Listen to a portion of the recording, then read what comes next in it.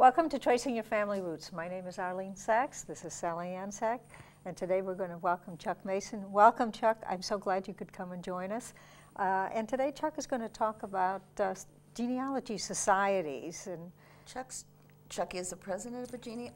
You're president of the Fairfax... President of the Fairfax Genealogical Society and past president of the Mount Vernon Genealogical Society. And these are in Northern Virginia, for those who don't happen to know that. Northern Virginia, Fairfax County. Mm-hmm. And both of them are in Fairfax County? Both of them. And what's the difference? Why does this county need two of them? Well, the one is primarily retired people because they meet during the day, so most of the members are retired.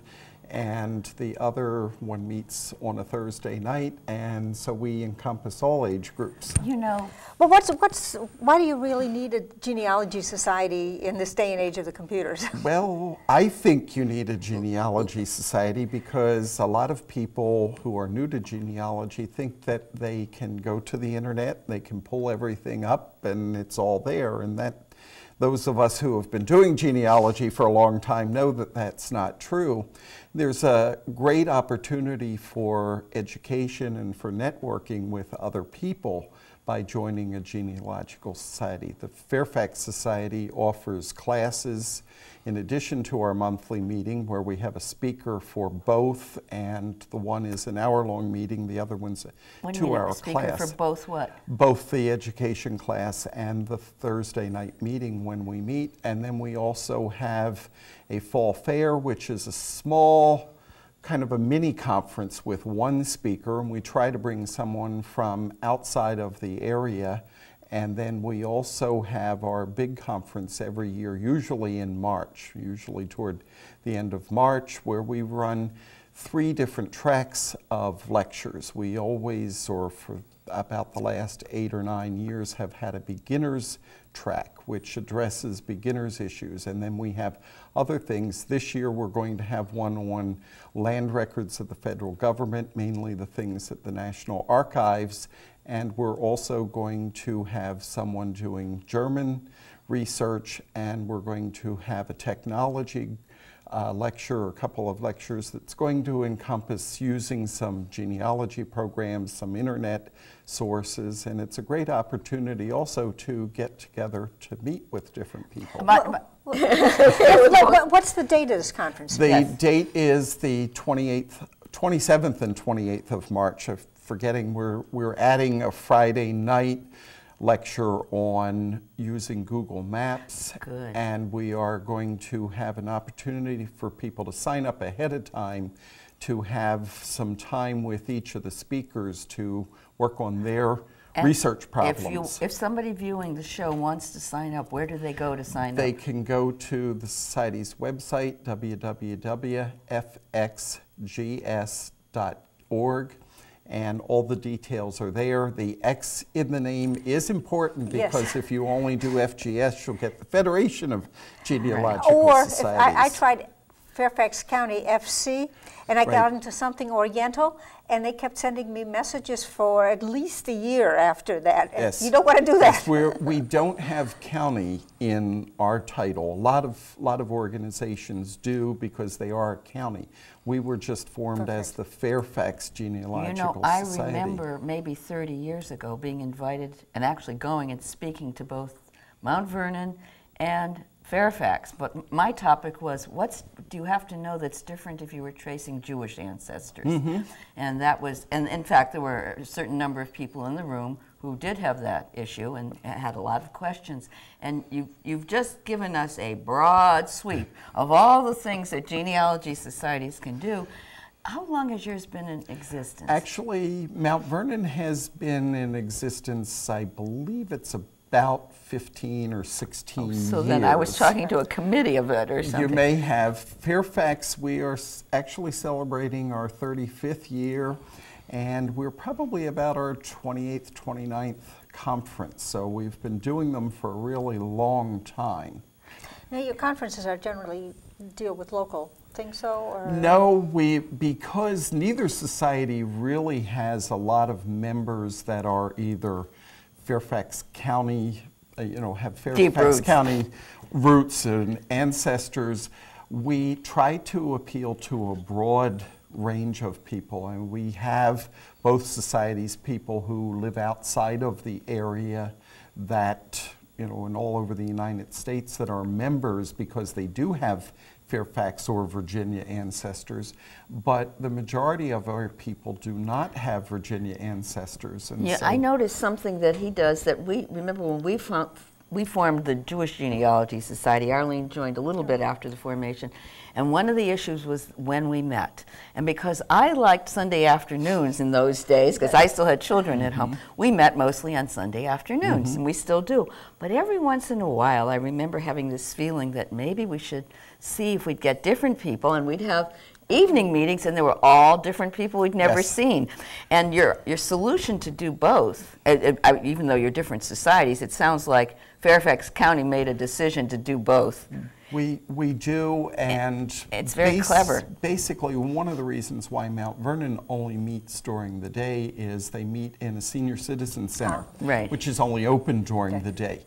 But with the Fairfax Society, we use mainly a middle school or high school for our meetings. We do an education class on Saturdays, and that we are currently meeting at a firehouse. And we have noticed that same thing. A number of our older members who don't like to drive at night and all have now started using the Saturday education class as their monthly meeting, their way of getting information, connecting with the society. Even though the programs are different, they're still getting something out of it. I remember that one of the discussions we used to have is that there were people with young children that didn't want to come on Sunday afternoons because that was their family time together. And but then if we made it too late, I mean, if we did it right after work, that the kids were still around, you couldn't do that. But you touched on something that I think is an important point. I don't think it's the programs that bring people to the meetings. I think it's the chance to network and the chance to say to somebody who was really interested or who's willing to listen. That's maybe not interested. I'll listen to you for 5 minutes about what you've just found if you'll listen to me, because my spouse and my kids don't want to hear it anymore. Yes, the eyes glaze over and the listening device has been turned off. Right, and so that it serves a really good that networking, you know, to find these small points that you're never going to find in any publication. That's important, and also just the camaraderie of it, I think, is important. I really think that it's a combination of both. I think the programs do really appeal to people, particularly if the organization has a lot of people from a wide area like we do. If you make them more appealing, not that we don't have very specific either Fairfax County or Virginia ancestor records, you know, programs on records of those ancestors, but we have a wide variety of things. And the thing that I tell people when they say, oh, well, I don't have anybody in that area, so I don't want to listen to that lecture. If you go and listen to the lecture, and you then take that information and apply it to where you are researching, does the state that you're looking at have the same types of records, and where are they in that state? Well, there are two things on that. I remember one time, I don't know whether you have that, but we have, you know, if somebody found something, they'd get up and say it at a meeting. And I remember Hans Hirsch, one of our members, once said, I've just found something, and I don't remember what it was, but his research was Germany.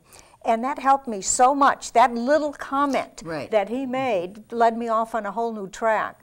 And the same. But also, I remember the first meeting you came to, and you were looking for diaries that your great-great-grandfather had written that the family had brought over at World War II from Germany and donated to some Jewish archival kind of group. And Arlene went to the obvious one that collects German, and they didn't have it. And she said to the group, I don't know what to do. And somebody said, have you tried YIVO, which was doing Eastern Europe, not Germany.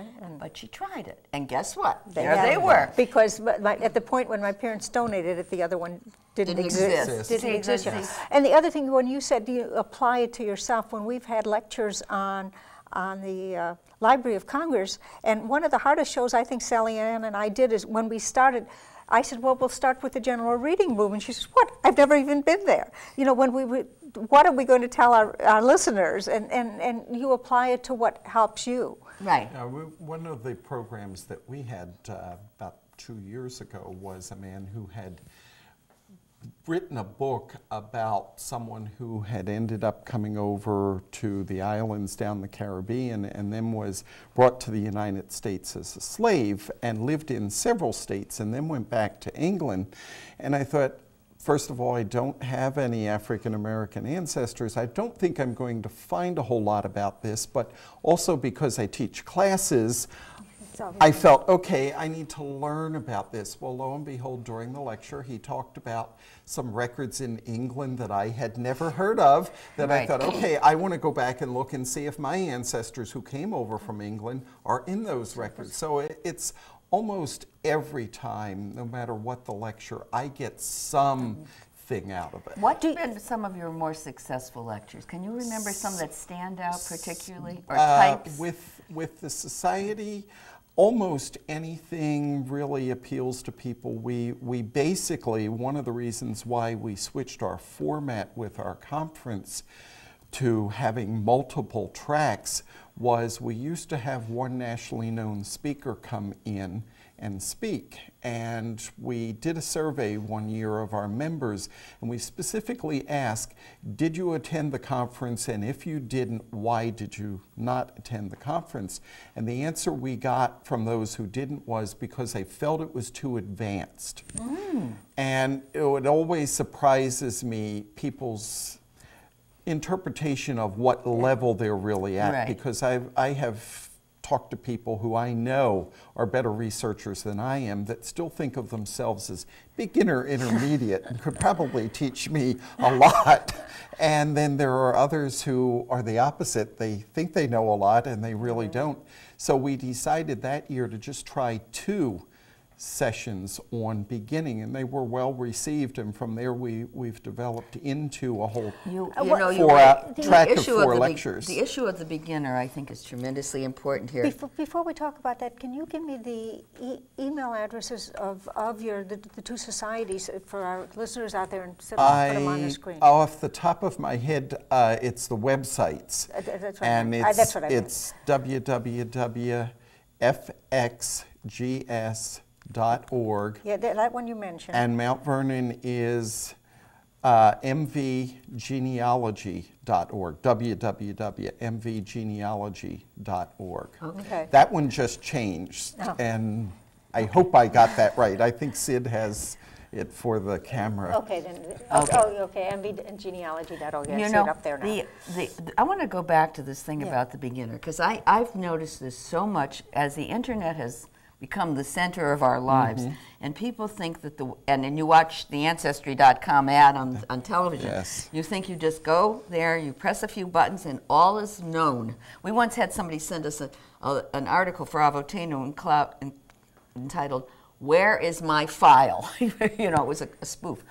I think that the societies, that the most valuable function the geographically based societies serve is to take the beginner by the hand and help to guide that person. So, because it's very easy to get overwhelmed or to get confused and give it up. And it's not that hard if somebody's there saying, listen, have you done this, and here's how you proceed. And if you go to every meeting every month, then you do the little bit that they told you, now what do I do? And they just have to give you a little push. But it's many people drop out, start and give up.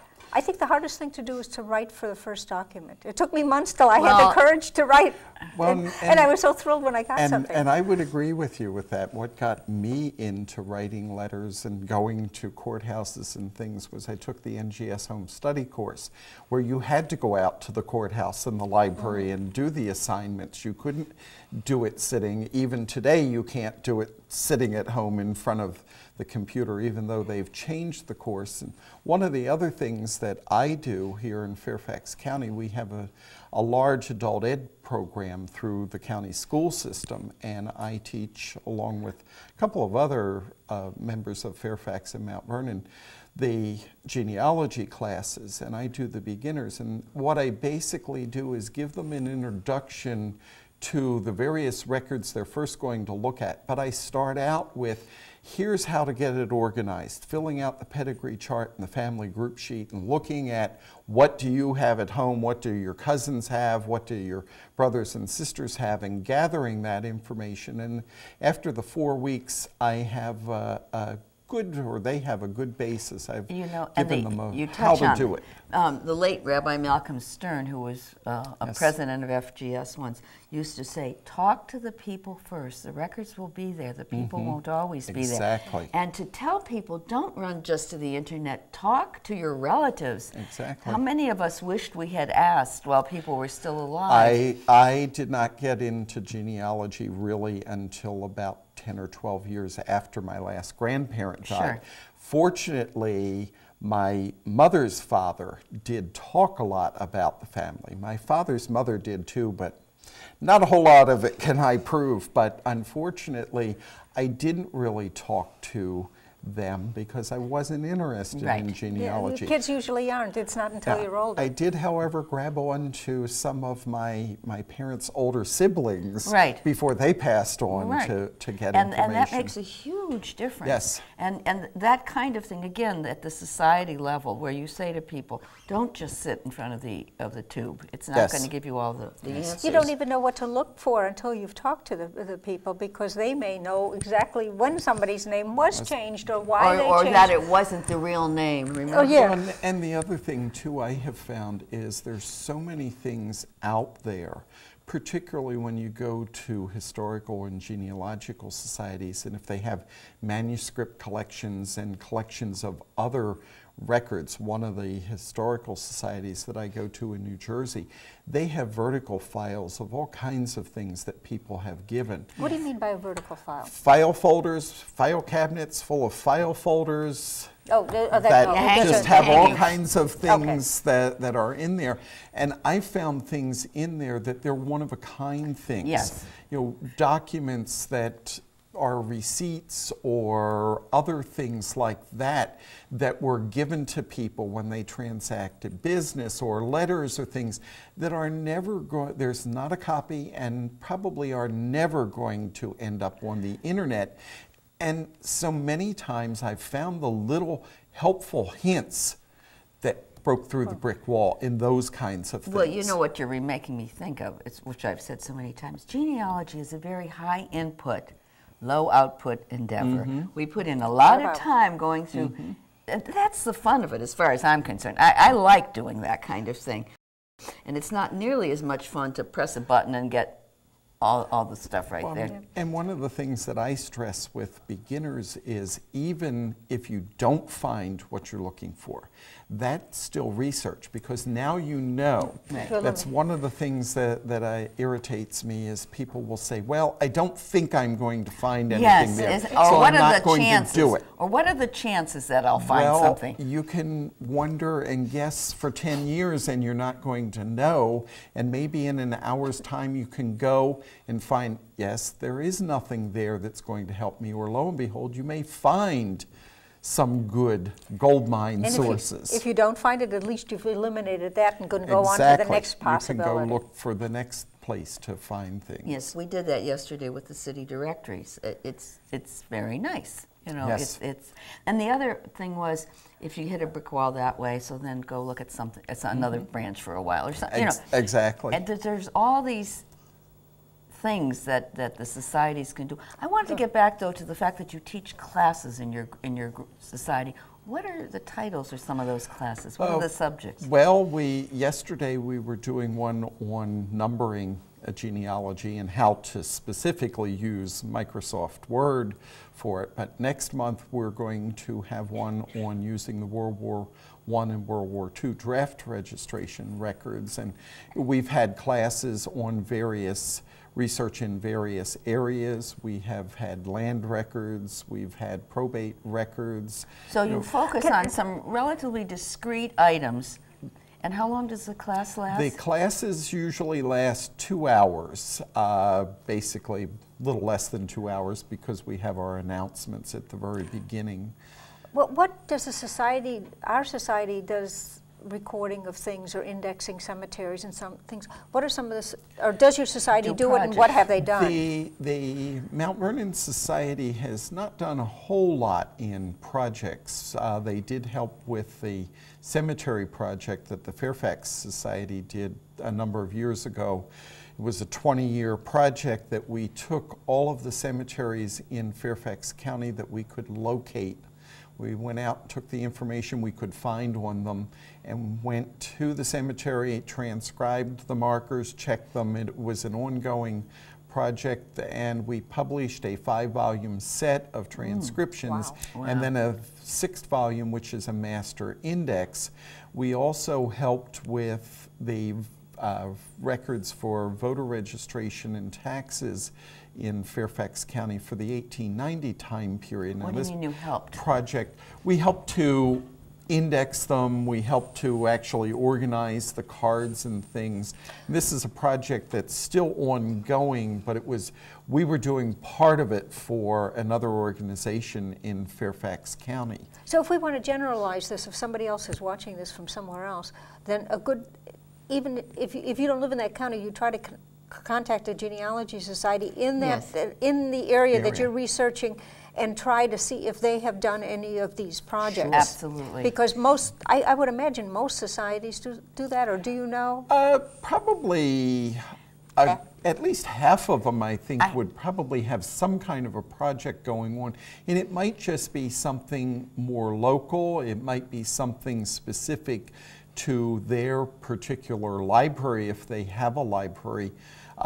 Mount Vernon does have a library. Fairfax does not, because of meeting in the schools, but we support the Virginia Room, which is the local genealogy collection in the county library system. I have a little technical question. You are going into these cemeteries to transcribe them. Some of those stones are old, and were hard to read?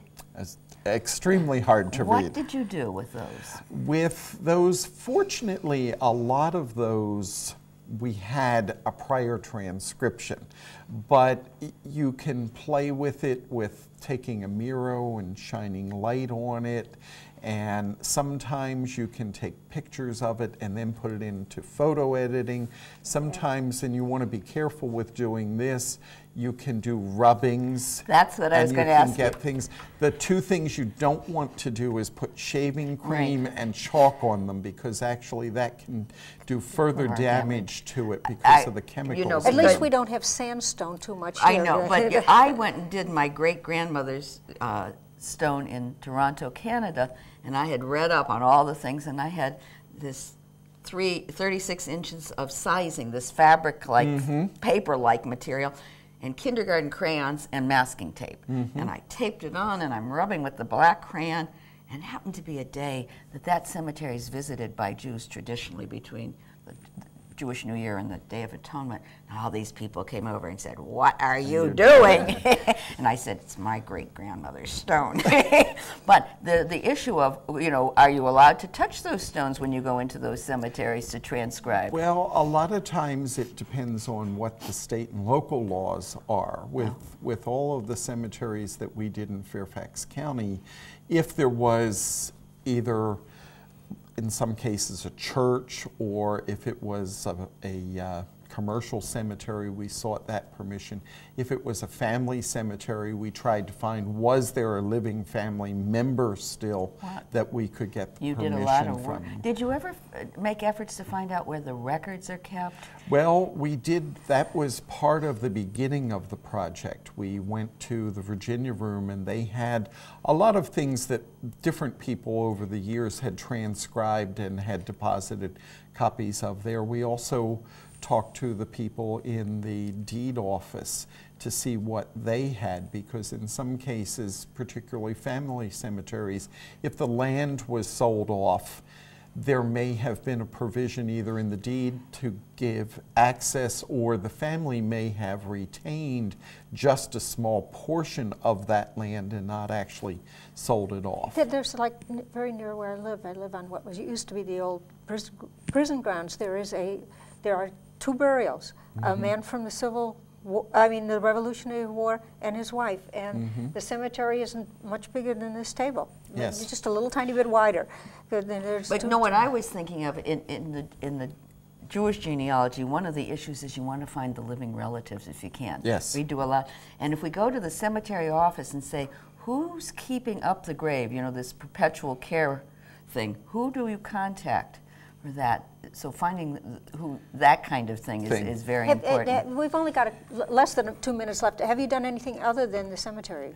At this point, no, we haven't. We've actually been seeking well, I shouldn't say we haven't. We did put together, and it's on our website, a brochure of the various research facilities in the area, but we've been looking for another project like this to actually do. Arlene and I know one for you. The INS correspondence at the National Archives. We never found anybody that to do it. Well, we'll talk to you after the show. There's a great project waiting to be done at the National Archives. Yes, Potter asked us. Right, recently. Not so recently anymore. It's been more than 6 months, but we've just never gotten around to doing it. Washington has lots of projects waiting to be done because we have these national repositories. Yes. And yes, we have so many things here. They kind of talk about the Mecca of the West being Salt Lake City and the Mecca of the East being Washington. I think so. I think this is true. And, yes. And it's one of the big advantages for us. Well, thank you so very much for welcome. Being on the show today. We do have a few more seconds left if there's anything else you could think of one quickly. Of the things with the cemetery and not knowing who may still be living, if you see signs of flowers or things, then you know leave a little card with your information, put it in a plastic bag. You might take a little stick to tie it to and leave it there, and I have suggested this, and I've had people come back and say, I had family members contact me. Oh, fascinating. I never would have especially thought if you're a relative and you find some other cousin. Yes. Yes. Well, thank you very much. It's really been great. It was nice to be here.